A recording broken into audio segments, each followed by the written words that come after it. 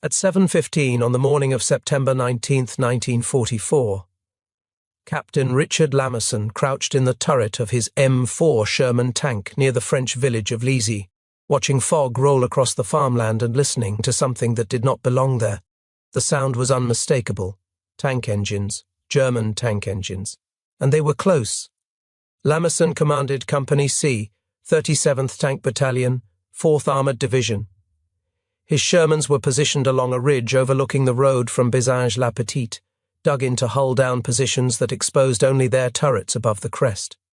Somewhere in that fog, German Panthers were advancing toward them. Lamerson could hear them but could not see them. The fog was so thick that visibility had dropped to less than 100 meters. Panthers were superior to Shermans in almost every measurable way.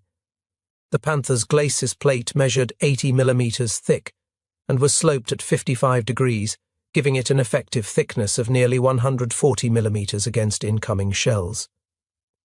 The Sherman's frontal armor was 51 millimeters, sloped at 56 degrees.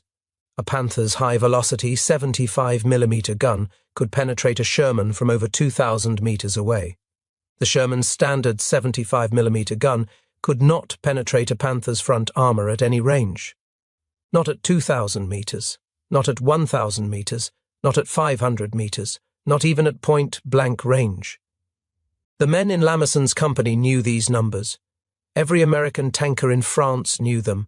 The Panther was Germany's answer to the Soviet T-34, a 45-ton Predator designed specifically to destroy enemy armor. The Sherman weighed 33 tons and had been designed to support infantry, exploit breakthroughs, and race through gaps in enemy lines. It was never intended to fight other tanks.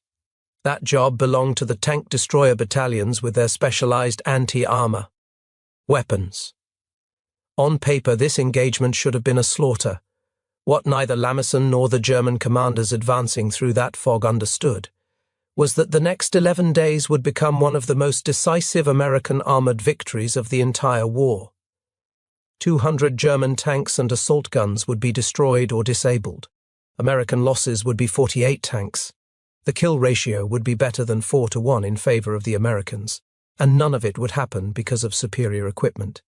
It would happen because farm boys from Iowa, and factory workers from New Jersey, and schoolteachers from Illinois had learned something the Germans had forgotten. In tank warfare, the crew matters more than the machine, training matters more than technology, and teamwork matters more than tonnage. What happened near that small French village called Arracourt would prove that doctrine and leadership could overcome technological disadvantage. It would become required study at American military academies for decades, and it would demonstrate that the men who maintained, crewed, and commanded those supposedly inferior Sherman tanks were anything but inferior themselves. The 4th Armored Division had been racing across France since late July of 1944. After breaking out from the Normandy beachhead during Operation Cobra, the division had become the spearhead of General George Patton's Third Army. They moved so fast that German units often found themselves surrounded before they knew the Americans had arrived. Towns fell before their garrisons could organize resistance.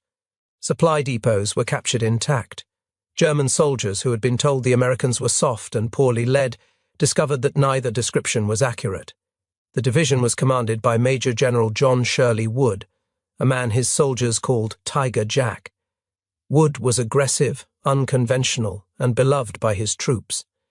He had been a professor of French at West Point before the war, which earned him the nickname P for Professor among his fellow officers.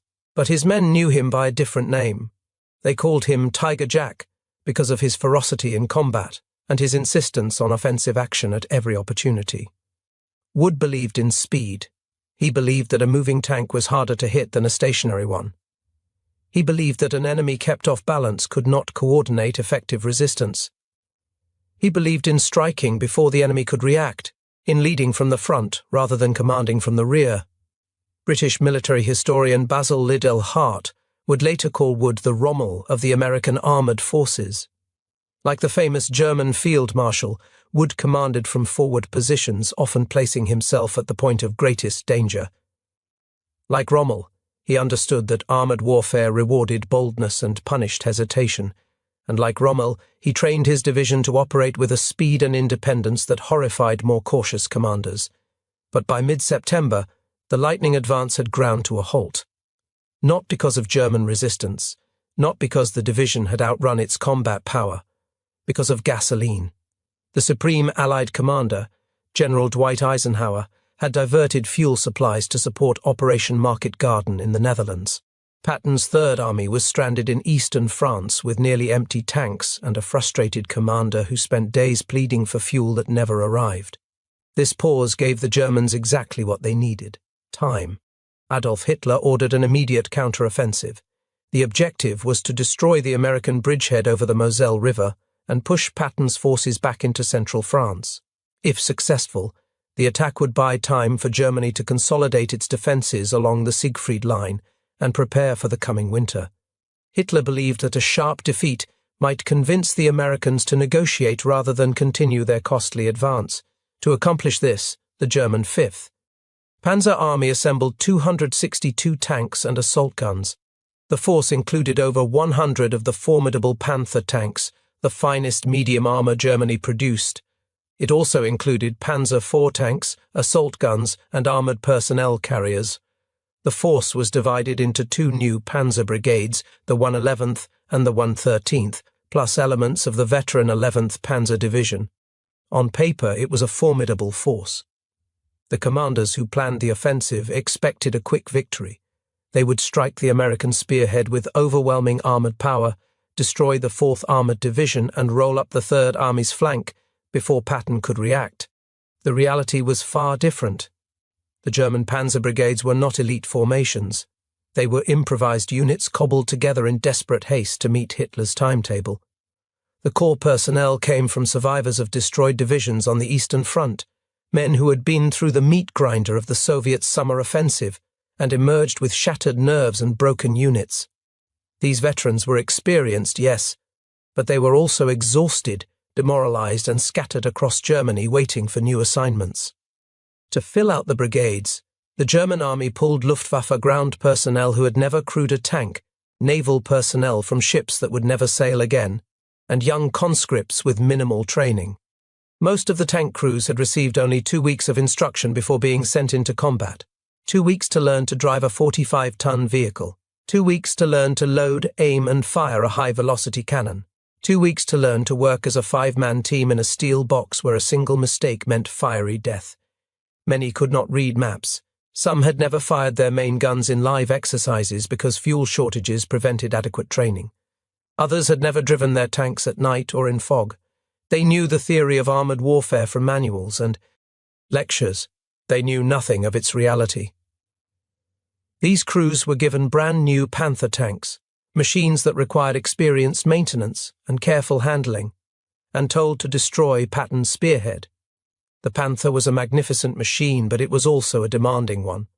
Its transmission was notoriously fragile, requiring careful handling that inexperienced drivers rarely provided. Its front final drives, made of lower quality steel as Germany's raw material situation deteriorated, wore out quickly when subjected to rough treatment. Experienced crews knew how to baby these components, how to avoid the jerky starts and abrupt stops that damaged them. Inexperienced crews did not. German maintenance records from the campaign tell a story of mechanical failures almost as devastating as combat losses. Panthers broke down on approach marches before reaching the battle. Transmissions failed during maneuvers. Engines overheated because crews did not know the proper warm-up procedures. Of the tanks lost during the Arracourt fighting, nearly as many were abandoned due to mechanical problems as were destroyed by enemy fire. The experienced German panzer crews who had fought from Poland to France to Russia knew how to keep their machines running. They knew the sounds that indicated trouble, the vibrations that warned of impending failure, the subtle signs that something was wrong. But those experienced crews were dead, captured or scattered across Europe in shattered units. The men climbing into these Panthers had no such knowledge. They had been told they were riding the finest tanks in the world. What they were not told was that those tanks required the finest crews in the world to realize their potential. Opposing them was Combat Command A of the 4th Armoured Division, commanded by Colonel Bruce Clark. Clark was an engineer by training who had graduated from West Point in 1925 and earned a degree from Cornell. He was a problem solver, a student of mobile warfare, and one of the most capable tactical commanders in the American Army. Clark's command consisted primarily of the 37th Tank Battalion under Lieutenant Colonel Creighton Abrams, plus the 53rd Armored Infantry Battalion, elements of the 35th Tank Battalion, the 704th Tank Destroyer Battalion equipped with M18 Hellcats, and supporting artillery from multiple field artillery battalions. Clark had roughly 45 tanks to oppose the German attack. The Germans were bringing 130, but Clark had something the Germans did not. His men had been fighting together since Normandy. They had learned each other's habits, trusted each other's judgment, knew how to coordinate without extensive radio communication. More importantly, they had spent 2 years training under Tiger Jack Wood before entering combat. 2 years, 730 days of maneuvers, exercises, simulations, and critiques. 730 days of learning to work as teams. 730 days of building the kind of trust that allowed tank commanders to know what their wingmen would do without asking. The training had not been easy. Wood pushed his men hard, demanding standards that some officers thought excessive. Crews conducted live fire exercises in conditions that simulated combat as closely as possible. They trained at night, in bad weather, over unfamiliar terrain. They made mistakes and learned from them. They failed and tried again.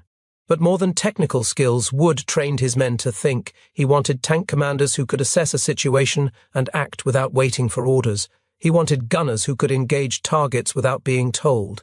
He wanted drivers who understood tactical movement, not just how to steer a tank. He wanted crews who functioned as teams, each man knowing his job and trusting his crewmates to know theirs. This philosophy extended throughout the division. Officers at every level were expected to take initiative, to exploit opportunities without waiting for approval from above. Radio communications were used to coordinate, not to control.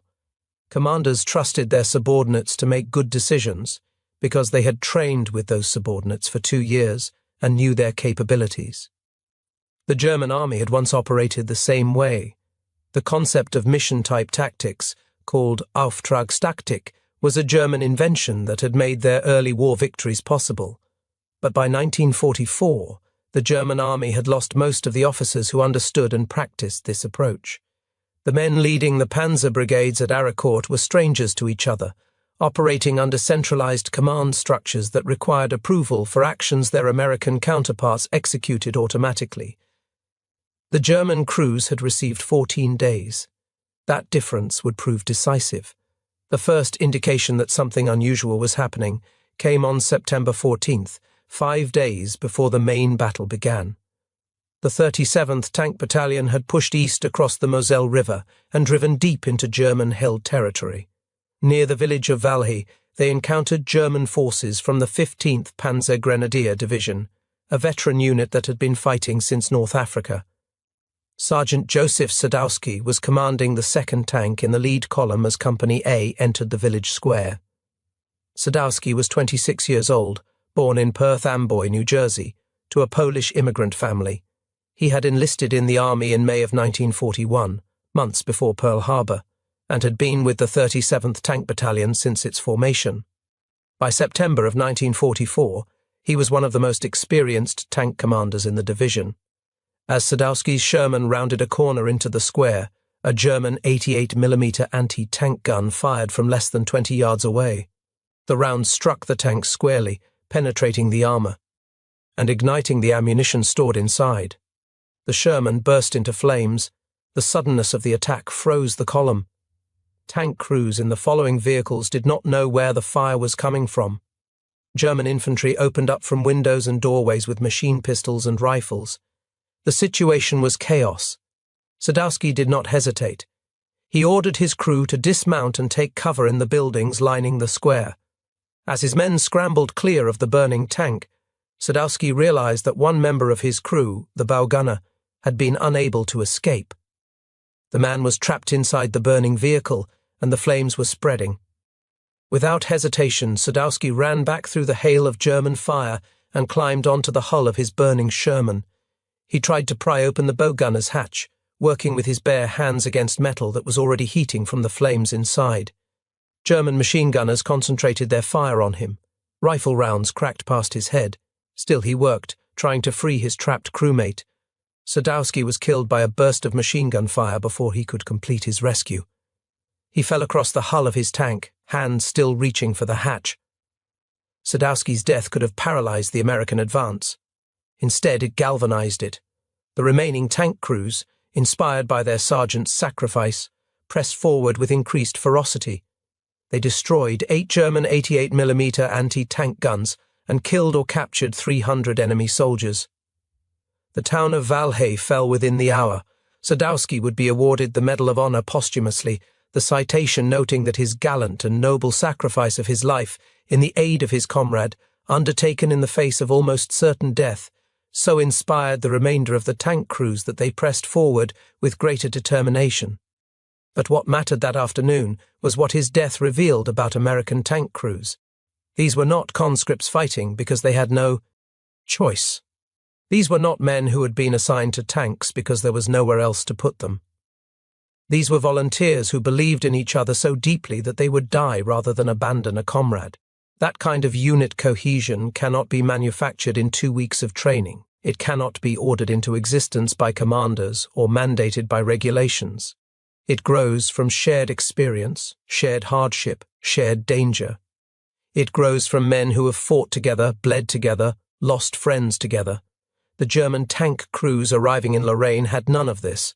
Many had met their fellow crewmen only days before entering combat. Their commanders were strangers. Their tactics were untested. They had superior machines, but they did not have the invisible bonds that transform 5 men in a steel box into a fighting team. On the morning of September 19th, the German offensive began in earnest. The 113th Panzer Brigade struck first, advancing through fog toward the American positions around Arracourt. The brigade commander, Colonel Erich von Seckendorf, ordered his Panthers forward in company formations, confident that his superior armor would sweep aside whatever opposition the Americans could muster. The fog was so thick that visibility dropped to less than 75 meters in some areas. German commanders considered this an advantage.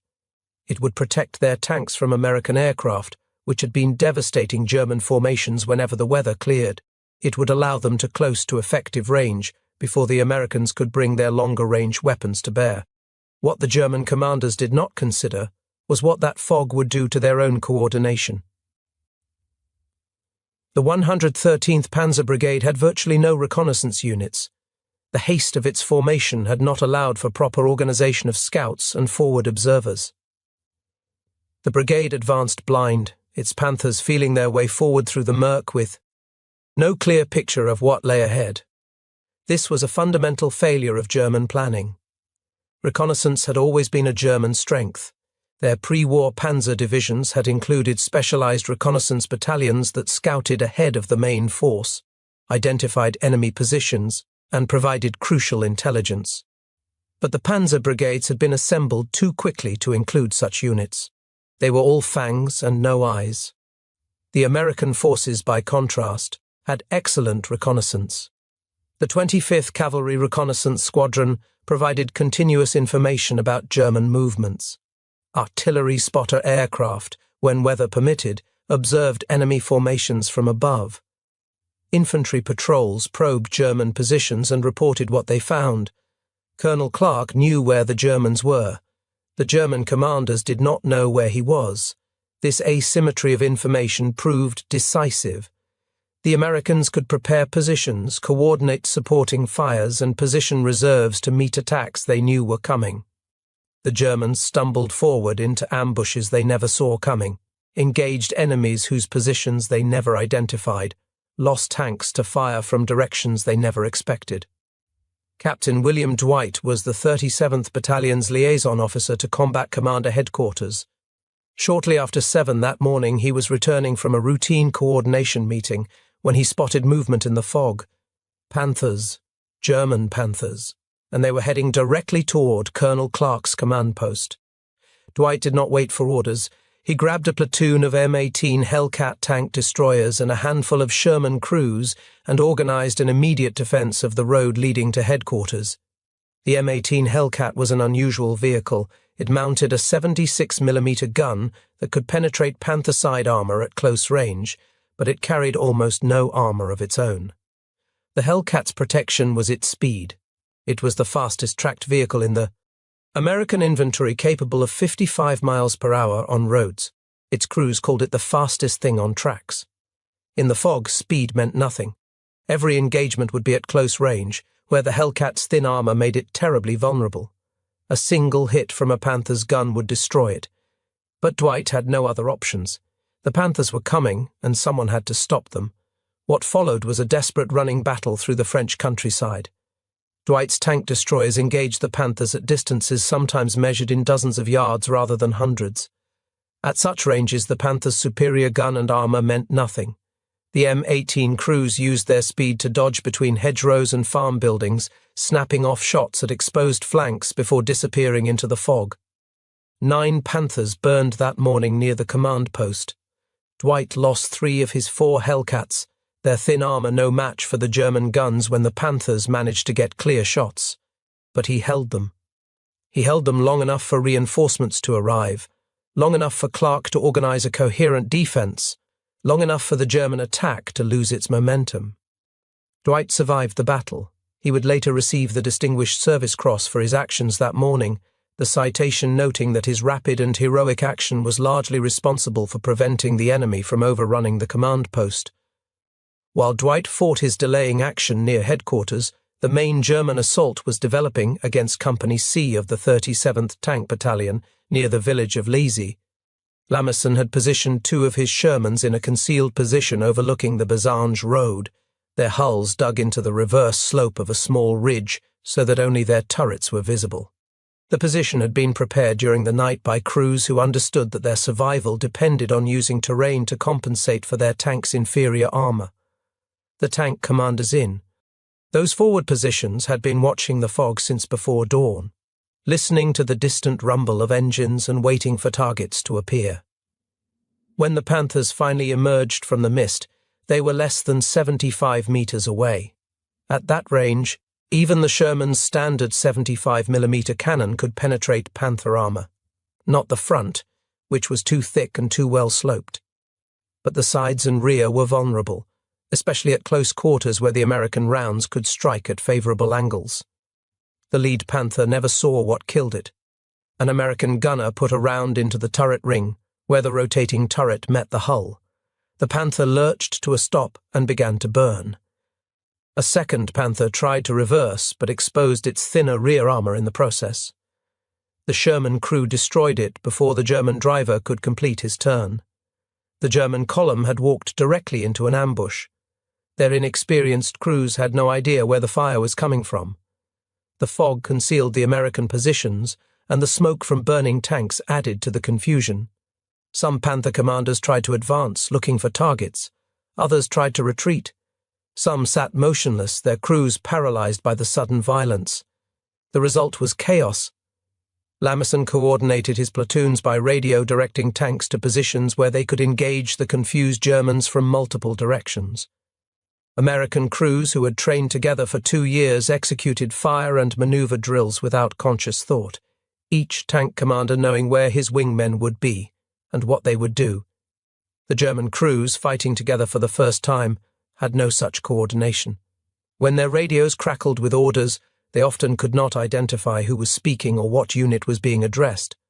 When Panthers moved to support each other, they sometimes drove into the fire of other Panthers who mistook them for American tanks in the fog. By the time the fog began to lift, around noon, 43 German tanks lay burning across the battlefield. American losses that first day were 8 tanks, 5 Shermans, and 3 tank destroyers. The disparity in losses was staggering. The Germans had committed their best armor, outnumbered the defenders by nearly 3-1, and achieved tactical surprise in the fog. By every conventional measure, they should have won. Instead, they had been destroyed. The survivors retreated in disarray.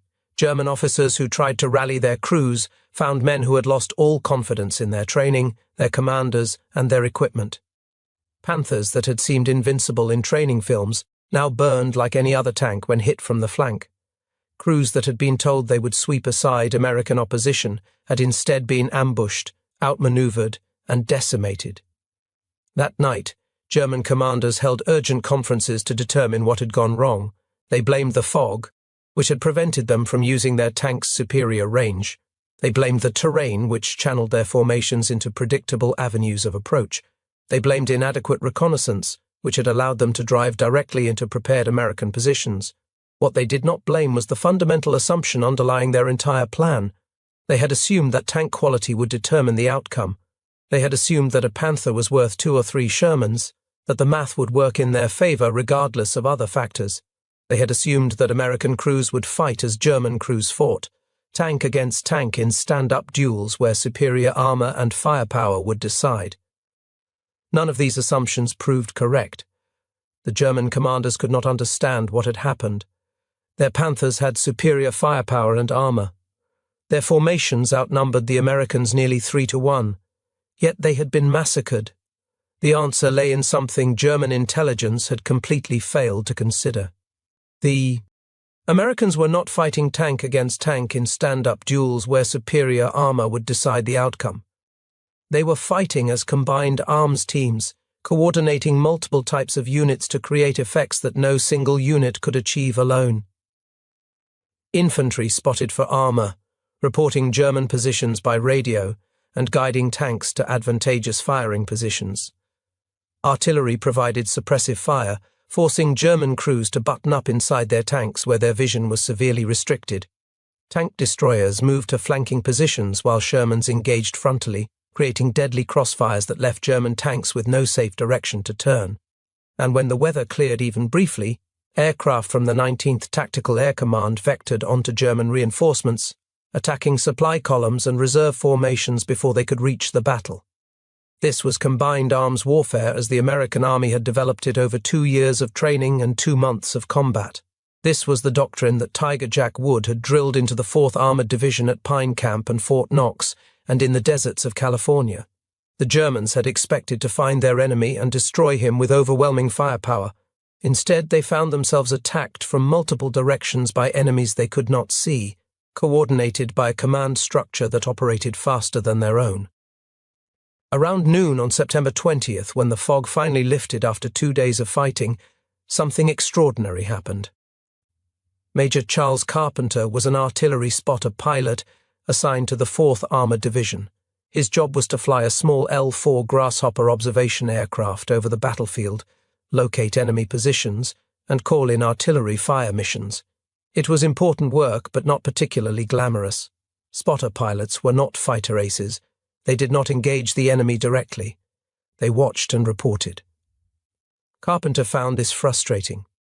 He had enlisted in the army in 1942, trained as a pilot, and shipped out to France expecting to contribute to the fighting. Instead, he spent his days circling at 1,500 feet, watching battles unfold below him, unable to do anything but call for help that sometimes arrived too late. So Carpenter modified his aircraft. The L-4 Grasshopper was based on the civilian Piper Cub, a simple fabric-covered aircraft with a 65-horsepower engine. It was slow, fragile, and completely unarmed. It had no protection against ground fire and no capacity for offensive weapons. Carpenter gave it both. Working with his ground crew, Carpenter mounted 6 M9 bazookas on the wing struts of his Grasshopper, 3 on each side. The bazookas were infantry anti-tank weapons, tube-launched rockets that could penetrate nearly 4 inches of armor at close range. They were not designed for air-to-ground use. No one had ever tried mounting them on an aircraft. Carpenter tried it anyway. The modifications added significant weight to his aircraft and affected its handling characteristics. The bazookas could only be fired one at a time, using electrical switches that Carpenter had rigged in the cockpit. The rockets were not very accurate, designed for infantry use at close range rather than air-to-ground attacks. None of that mattered to Carpenter. When he spotted a company of Panthers advancing toward Arracourt on the morning of September 20th, he did not call for artillery. He dove his tiny fabric-covered aircraft directly at the German tanks and fired his bazookas. The Grasshopper was never designed for this.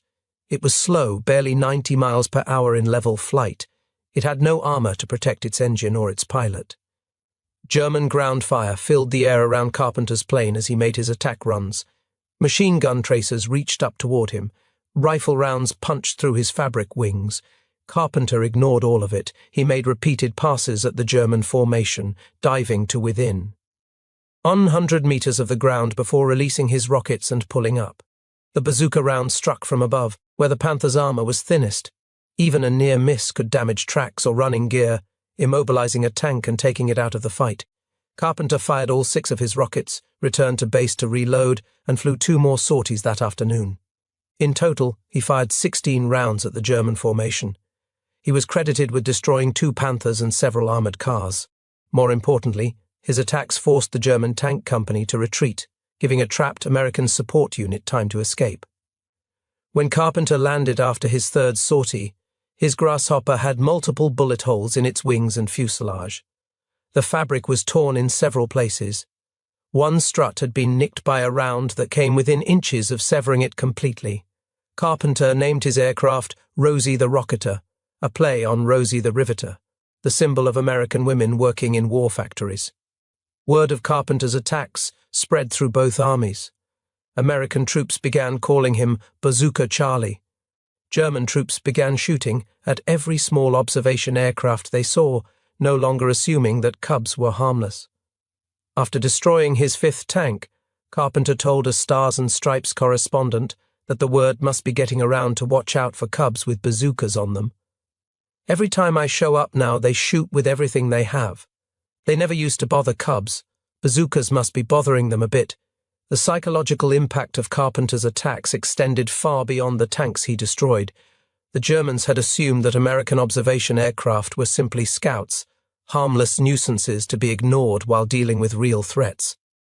Now every small plane might be a tank killer. Every drone of an engine overhead might be the prelude to a diving attack. The Americans had improvised. They had taken a harmless observation plane and turned it into a weapon. What else? Had they improvised? What else might they be capable of?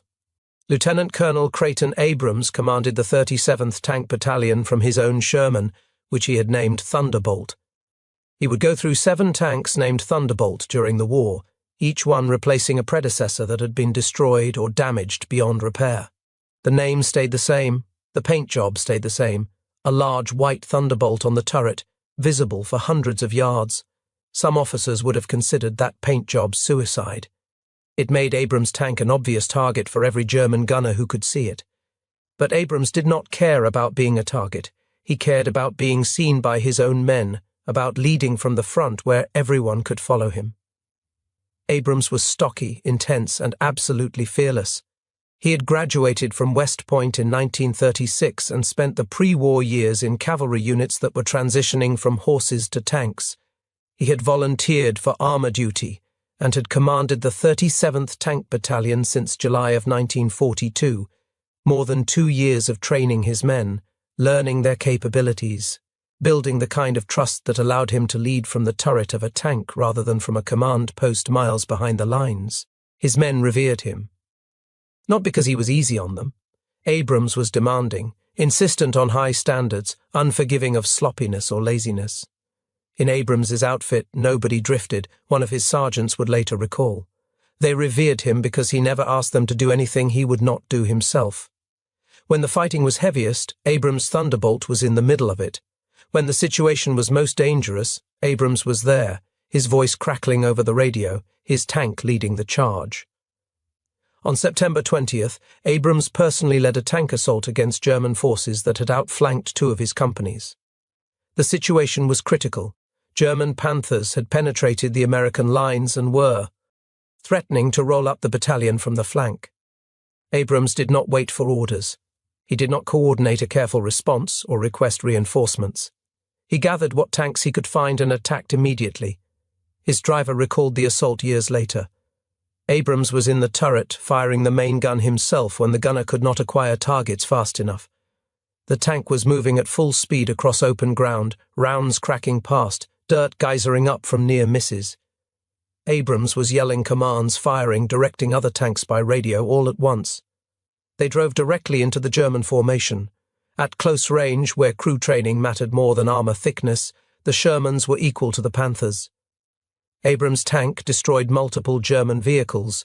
More importantly, his ferocity threw the German attack into confusion and allowed his disorganized companies to regroup.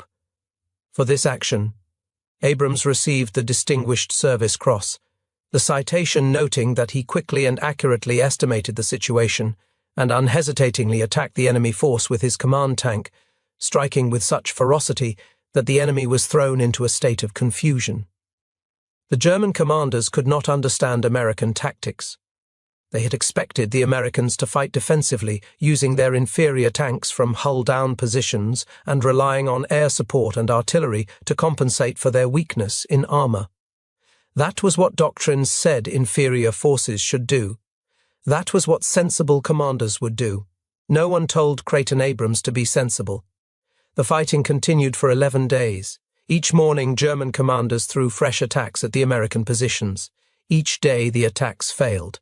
On September 22nd, the battered remnants of the 111th Panzer Brigade, which had been mauled fighting at Luneville since September 18th, launched a desperate assault near Juvilliers, with only 7 operational tanks remaining.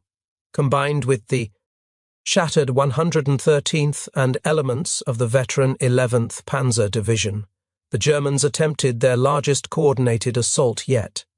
General Hasso von Manteuffel commanded the German 5th Panzer Army. He was an experienced armoured commander who had fought in Poland, France, Russia, and North Africa.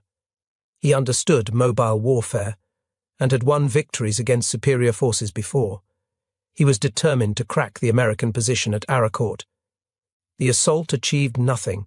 American artillery, now fully coordinated with forward observers and aerial spotters, broke up German formations before they could reach assault distance. American fighters from the 19th Tactical Air Command, finally able to operate now that the weather had cleared, attacked German supply columns and reinforcements.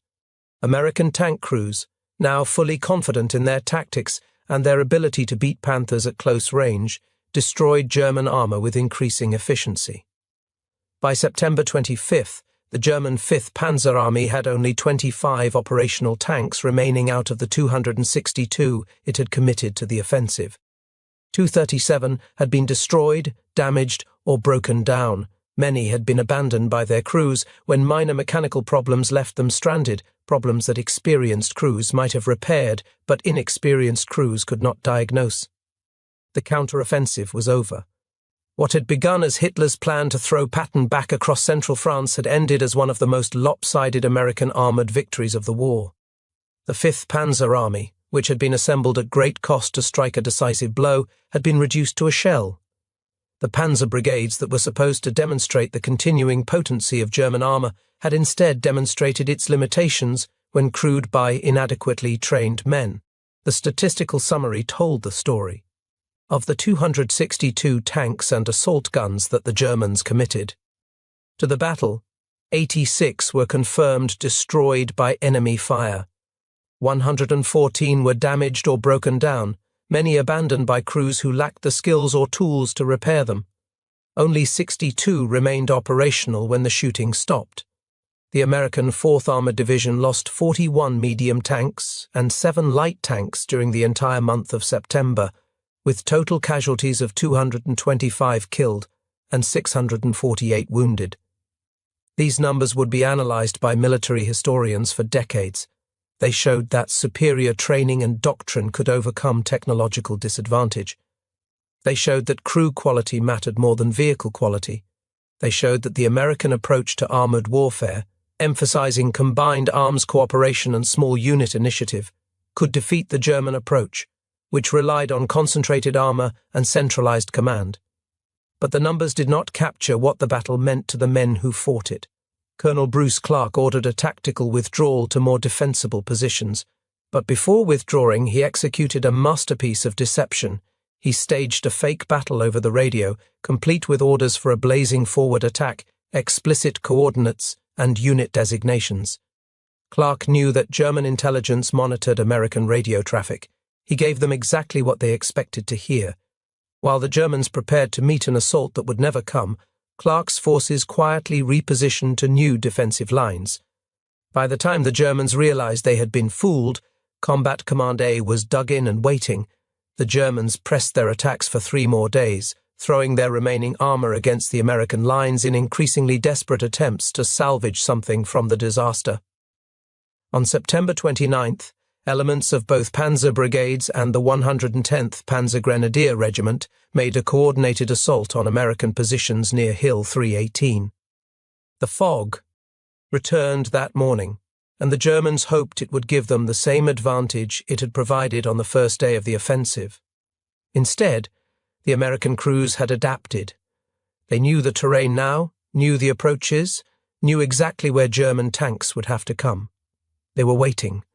The Germans gained a few hundred yards of ground at terrible cost. By the time the attack faltered in the early afternoon, they had lost the last of their combat power. The 5th Panzer Army existed only on paper. The German after-action reports blamed the weather, blamed the terrain, blamed the lack of air support, blamed the fuel shortages that had hampered training. They did not blame the fundamental flaw in their approach. The Panzer brigades had been designed as shock formations, masses of armor that would overwhelm enemy defenses through firepower and numbers.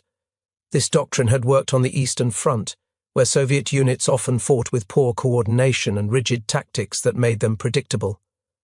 German tank crews learned to exploit Soviet weaknesses, learned timing and positioning that let them destroy T-34s with regularity. But the Americans did not fight like the Soviets. American tank crews had been trained to think independently, to adapt to circumstances without waiting for orders, to coordinate with infantry and artillery and aircraft without detailed instructions from above.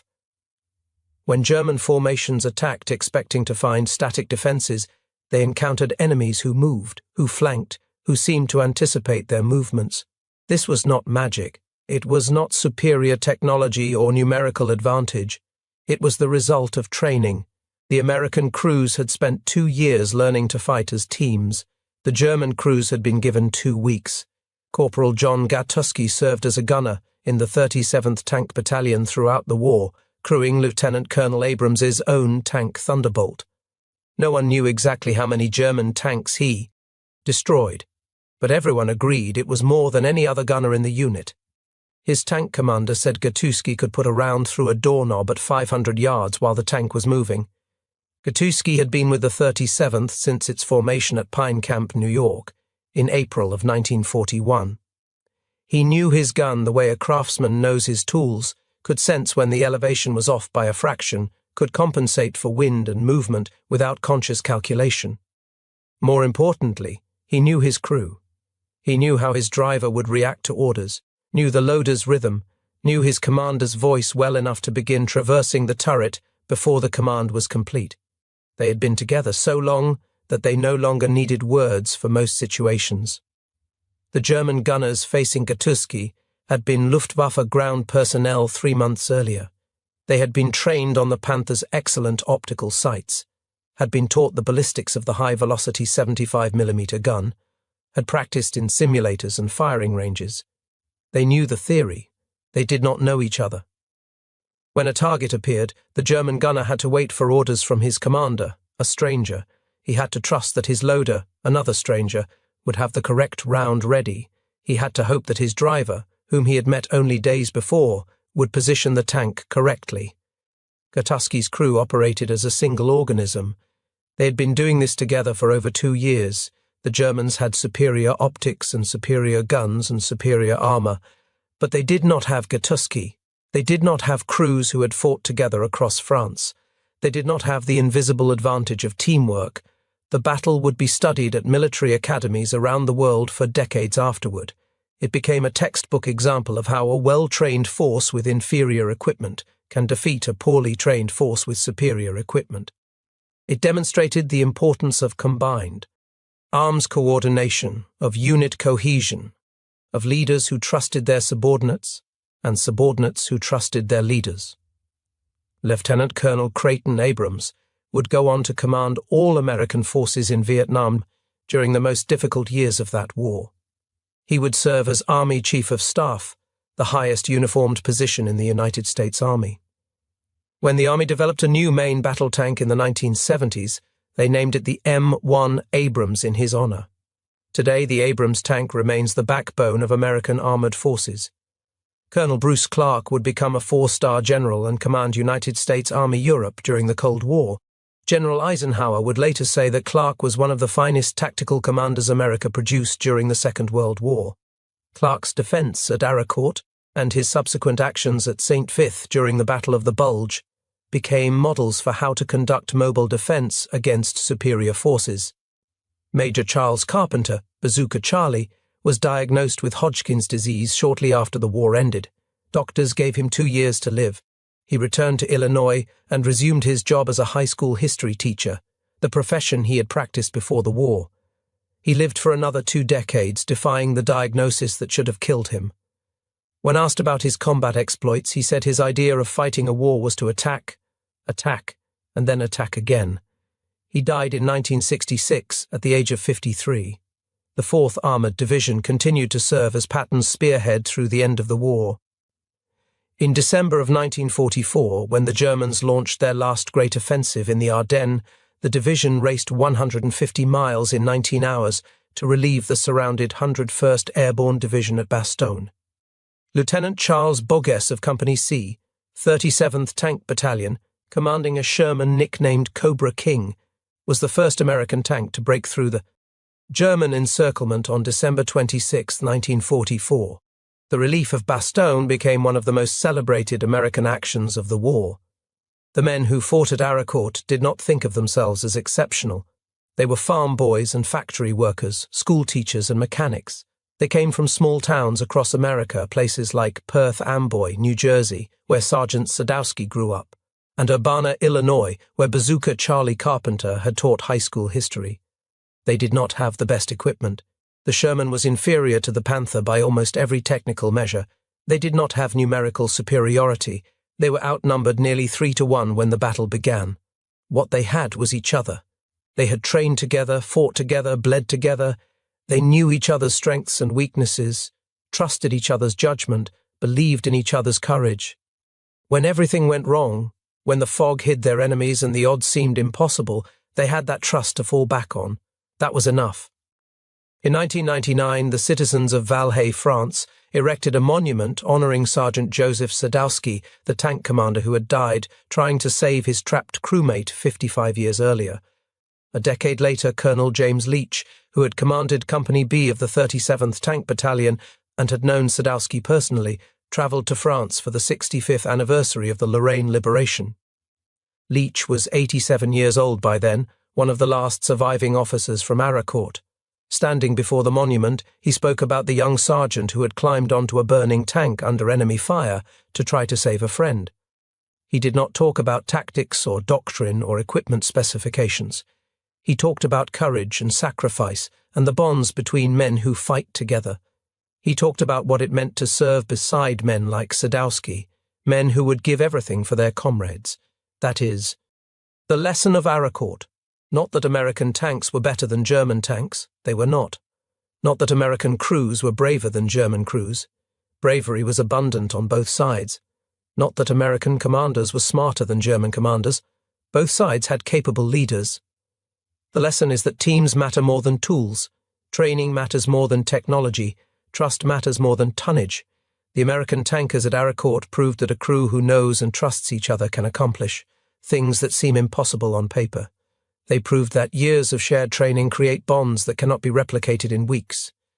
They proved that leadership from the front inspires men to achievements beyond what anyone expects of them. Every American tank commander at Arracourt faced the same reality. His Sherman could not penetrate a Panther's front armor at any range. If he fought the way the Germans expected him to fight, he would lose, so he did not fight that way. He used terrain to get flank shots. He used speed to close range before the Panther could react. He used teamwork to create crossfires that left the enemy with no safe direction to turn. He improvised. He adapted. He overcame. That is what Americans do. The Germans sent their finest tanks into battle crewed by strangers. The Americans sent their farm boys into battle as brothers. The brothers won. The 37th Tank Battalion still exists today, now designated the 37th Armor Regiment. Its motto remains "Courage Conquers," the same words that Abrams painted on his thunderbolts. The regiment's headquarters displays photographs from Arracourt, from Bastogne, from the long march across Europe. Young soldiers study those photographs and learn the names of men who fought in Sherman's 8 decades ago. They learn about Abrams and Clark and Sadowski. They lee